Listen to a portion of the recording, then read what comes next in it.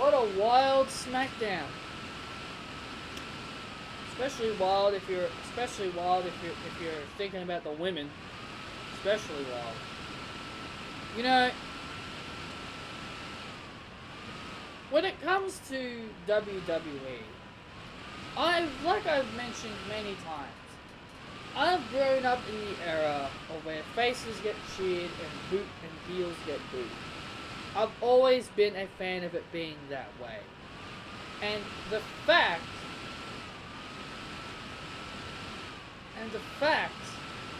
that WWE, you know, fans always complain, fans always say, WWE never take risks. They never try anything new. They're always the same. They always do the same old thing. What did we see at SummerSlam? I believe we saw an angry Becky Lynch just turn heel, am I correct? Is that the same? No, I think that's something different, and it's risky. WWE took a risk with Becky Lynch. And I'm going to talk about Becky first, because ever since I got back home, my Twitter feed has been blasting about people being so butthurt and bitter about Becky going heel instead of Charlotte going heel. And I've mentioned this, a few times in my reviews, or even in my recent videos. Obviously, people don't listen with their ears. Obviously, people might not have seen these videos, or they might not have watched these videos. But how in the hell can you... How in the hell can someone look at this entire feud with Charlotte and Becky, say, yeah, Charlotte should be the one that turns heel, not Becky Lynch? When clearly, you can see it. When you can clearly see it, throughout the weeks building up to this event, you could see Becky being frustrated. I'm not blind. I can see what's going on around me. I can see that Becky was frustrated and angry that Charlotte was in the title match at SummerSlam. She was even saying stuff like, I've been putting up with Charlotte taking my spotlight for years. I've been putting up with it for a long time. And what did I say in my predictions video? Or even my SmackDown Live review? I can't remember when I said it. But I said Charlotte winning the SmackDown Women's title is going to be her breaking point. So, I don't understand how people see Charlotte turning heel when this entire storyline made sense, when clearly it was right in front of you that Becky was turning heel. I couldn't care less about people being butthurt about Becky going heel. I mean, honestly, everyone has to go through this change at some point in their careers. Am I correct? People have to go through these changes. People go through these changes. They have to evolve their characters at some point in their goddamn careers. They can't remain the same forever. Sure, Becky Lynch is one of the most over baby faces in WWE. Sure, she's over. But that doesn't mean she can't turn heel. Am I correct?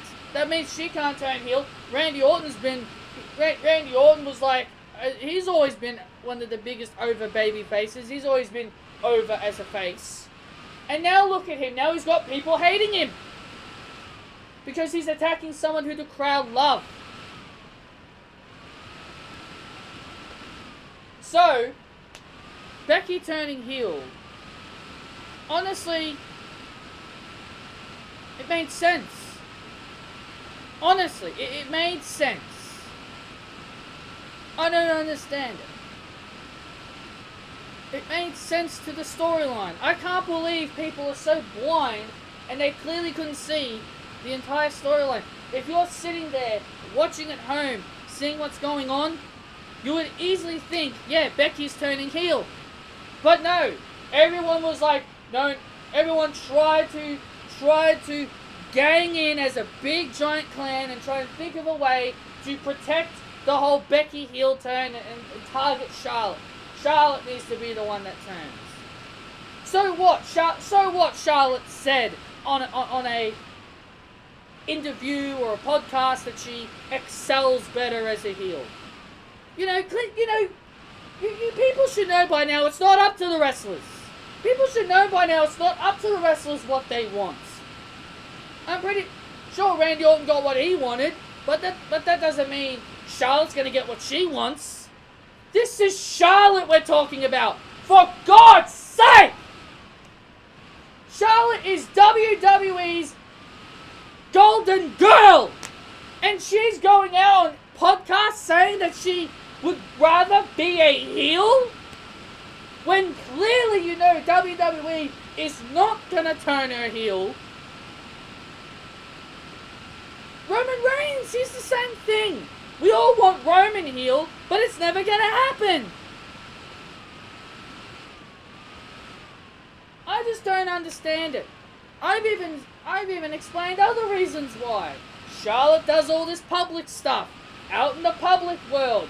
Becky doesn't do them. Charlotte does them.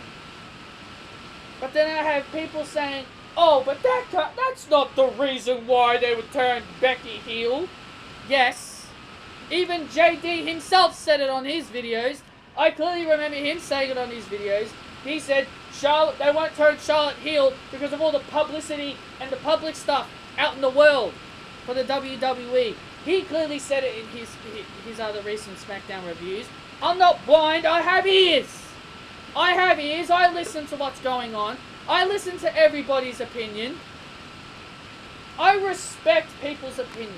I do. I respect people's opinions. But if you're just going to make excuses and complain about something that is different, then yeah, I'm going to have something to say.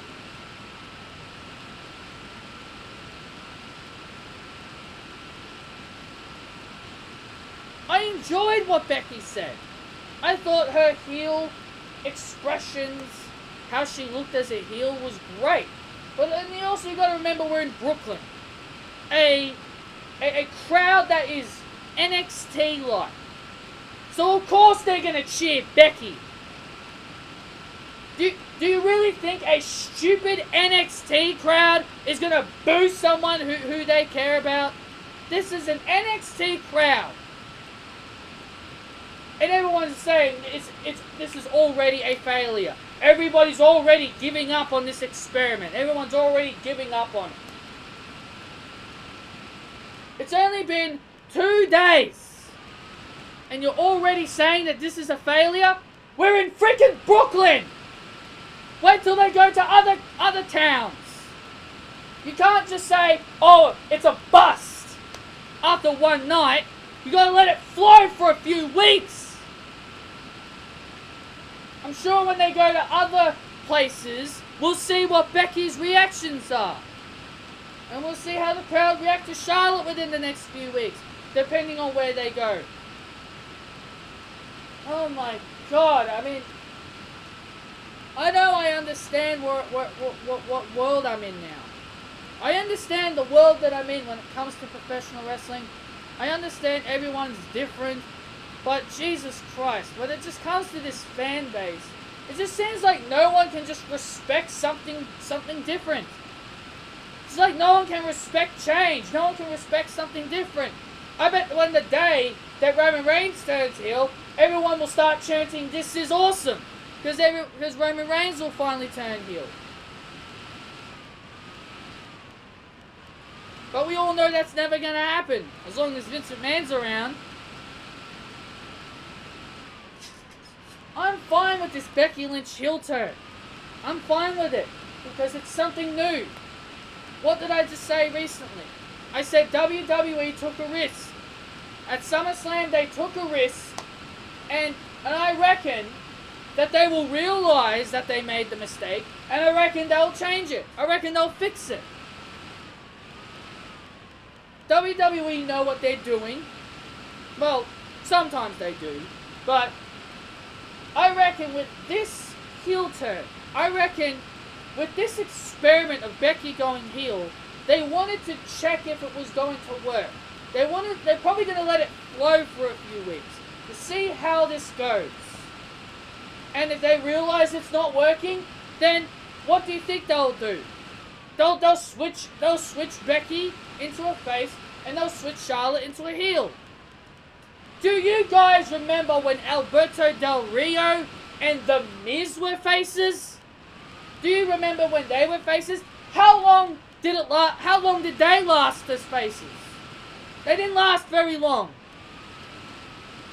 Not very long at all. They didn't last long as faces. Do you want to know why? It's because WWE did an experiment. They experimented to see how the crowd would react to The Miz and Alberto Del Rio when they were faces. And they knew it wasn't working. So this Becky Lynch heel turn is pretty much an Alberto Del Rio Miz face turn back in 2012. Or 13, whatever year it was. But Becky's heel turn is similar to the Alberto Miz situation. They obviously turned her heel to see how it goes. And if it doesn't work, they'll fix it. It's just absolutely mind-boggling to me how people just can't give something a chance. But then 2 days later, they all start bickering on social media about how it's not working. All because they're in Brooklyn. And you got these idiotic Brooklyn fans chanting, "You deserve it" at Charlotte at SummerSlam, which was absolutely disgusting. To me, it was disgusting. These are the type of crowds that I hate. Those are the type of crowds I hate. Fans that don't give a shit. These wrestlers go out every single week doing what they do best, and then all you gotta say is "you deserve it." Yeah, I'm pretty sure Charlotte deserved every bit of that beatdown she got.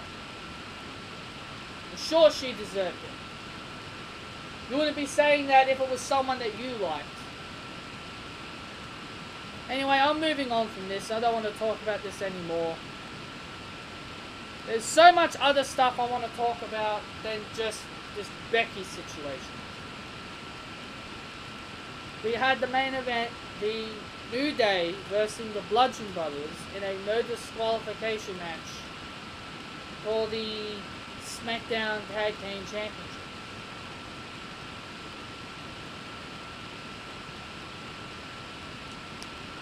And honestly, I kind of figured that this was the direction they were going.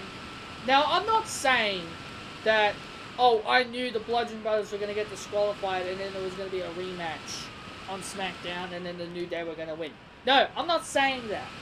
I was very surprised that they went with the DQ. But then, when the DQ happened, I was thinking, okay, well, they're most likely going to get a rematch. So you got to think what's going on around you instead of just complaining. So, the New Day get the win. They win the tag team titles by putting Luke Harper through a table. And yes, I'm going to call them Luke Harper and Eric Rowan. I don't like calling them by what they are now. The New Day win the tag team titles. And yeah, they are 5-time tag team champions. And I'm happy about it.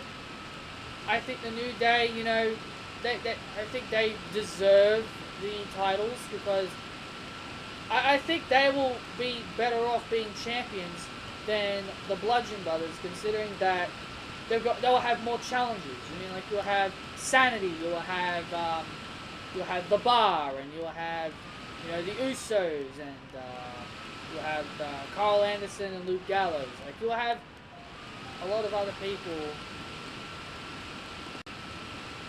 But yeah, the New Day get the win here. They're tag team champions, and yeah, I think that this was the right decision because I think it'll be better if the New Day are the champions instead of Harper and Rowan. Sure, they had a, I won't call it a good run, but they had a I'll say decent. I'll give them a decent because I don't want to sound negative. They had a decent run. Same thing with Carmella. She had a decent run. She's going to get her rematch next week, which I would progress that maybe Carmella loses or Becky gets involved, and we'll get to that next week. But yeah, New Day win, and it was a good match.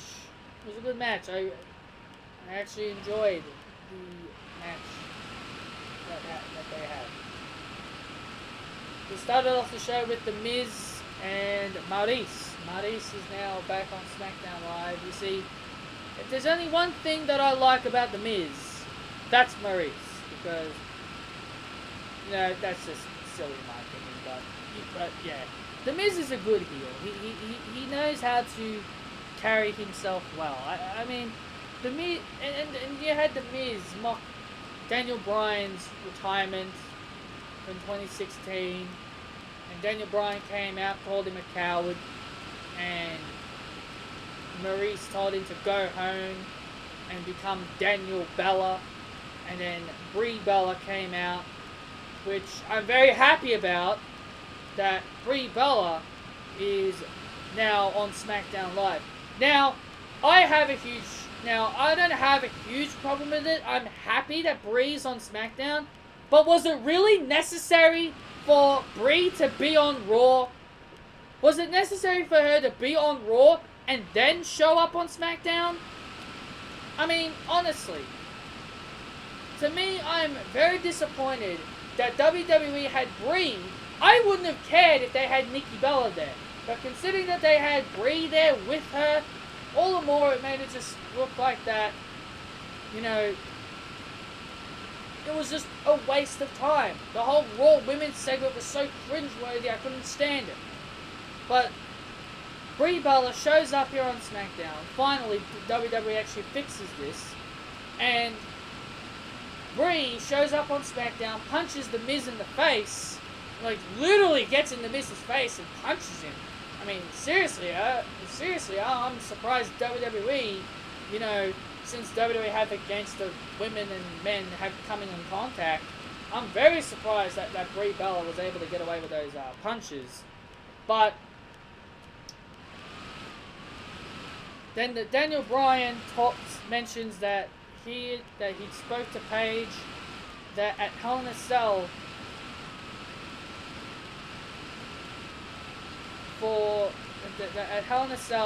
there will be a mixed tag team match with The Miz and Maurice versus Daniel Bryan and Brie Bella. You know what? I like it.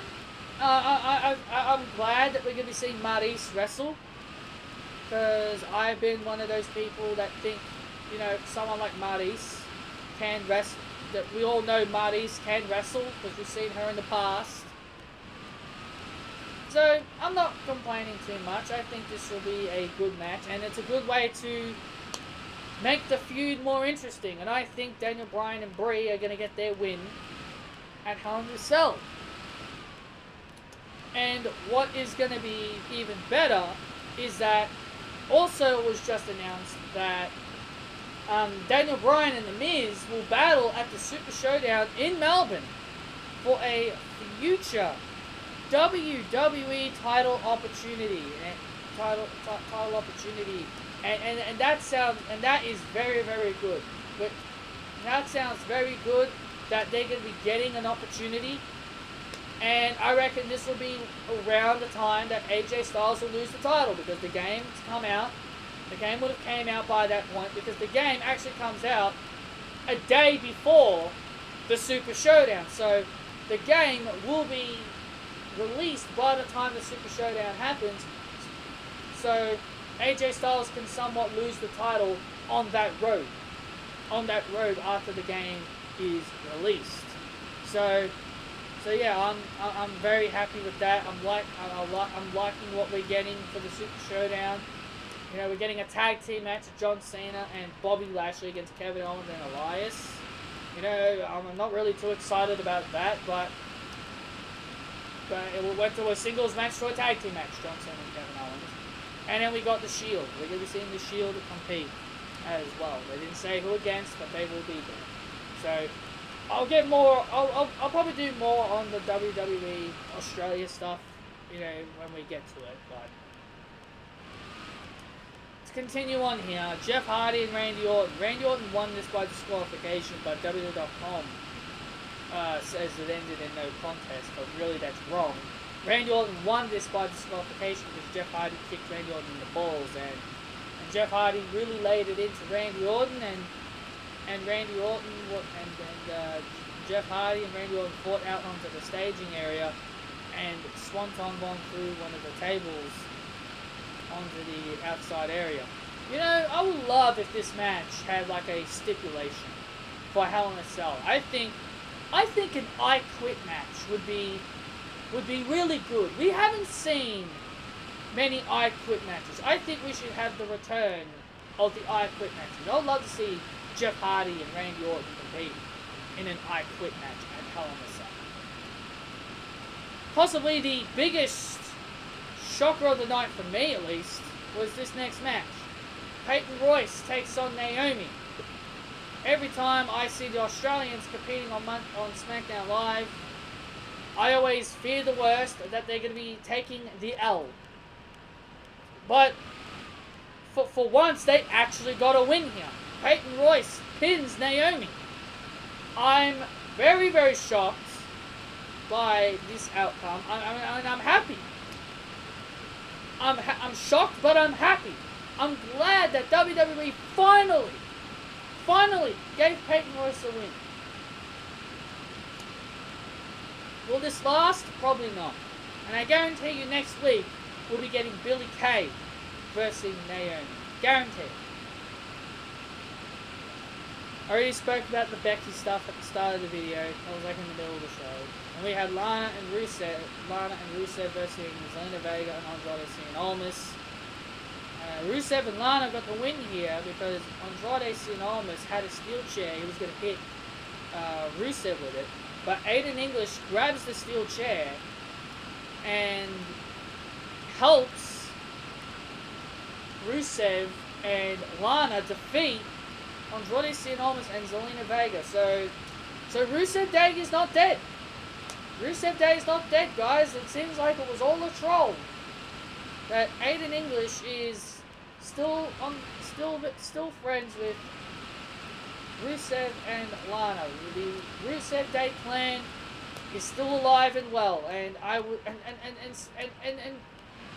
can they please just put Rusev and Aiden English in the tag team division? Maybe have them chase the tag team titles. You know, it would be so great if they became tag team champions. Aiden English deserves the title, considering how much this guy has gone through. Considering losing Simon Gotch from the Vaudevillains, and now he's finally found something that is going to make him great. And it's great that they're faces as well. I love the fact that Rusev, English, and Lana are all faces, and it's something that we've all wanted. And I'm glad WWE did it. So Rusev and Lana get the win here over Almas and Vega. Rusev taps out Andrade Cien Almas. And finally, the last thing I'm going to talk about is the Samoa Joe, AJ Styles.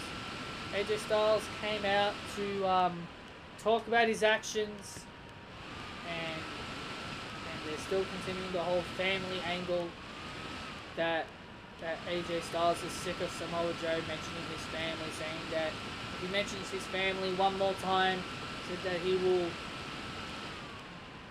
burn his brains out, I believe he said. I can't remember what he said, but he said he would do something to Joe if he mentioned his family one more time. And Samoa Joe came from behind and assaulted AJ Styles and said along the lines of that Daddy will be coming home to Wendy. You know, I like it that it's personal. But I don't want it to be all about AJ Styles' family. I think that's the one thing that I think is kind of pulling down this whole thing, is that they continue to mention Styles' family. Why isn't the WWE Championship important? Now, I think the WWE Championship should be more important to Samoa Joe than AJ Styles' family. If I'm not mistaken, it's not like AJ Styles has to put his family on the line at Hell in a Cell. He's putting the WWE Championship on the line. I think the WWE Championship should be Samoa Joe's focus than, Styles' wife. That's just what I think. That's just what I think. I think it's just something that I just think that's what needs to be set, needs to be done. And I'm just getting really tired of the whole family being brought into it. I know AJ Styles is cool with it because it's a storyline, but when it gets to the point where you just don't want to keep hearing about it, it's just time to move on. And you would think the WWE Championship would mean more to Samoa Joe than AJ Styles' family. So anyway, guys, that is the end of my SmackDown Live review. Sorry about the rant on Becky Lynch at the start of this. I was going to rant about her anyway, so I don't think I should apologize, but anyway, if you guys did enjoy the video, hit the thumbs up if you did. Comment your opinions down below about what you thought of SmackDown this week. And be sure to follow me on my Twitter at pvalentine95. And be sure to subscribe to this channel if you haven't done so. I'm Patrick Valentine, and I'll talk to you all later.